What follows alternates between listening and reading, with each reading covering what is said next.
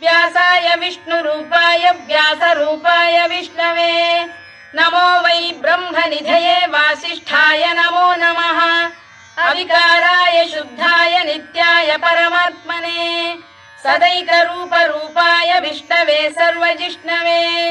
यस्य स्मरणमात्रेण जन्म संसारबन्धनात् विमुच्यते नमस्तस्मै विष्णवे प्रभविष्णवे ॐ नमो विष्णवे प्रभविष्णवे श्रीवैशम्पायन उवाच श्रुत्वा धर्मानशेषेण पावनानि च सर्वशः युधिष्ठिरः शान्तनवम् पुनरेवाभ्यभाषत युधिष्ठिर उवाच किमेकम् दैवतम् लोके किं वाप्येकम् परायणम् स्तुवन्तः कङ्कमर्चन्तः प्राप्नुयुर्मानवा शुभम् को धर्मः सर्वधर्माणाम् भवतः परमो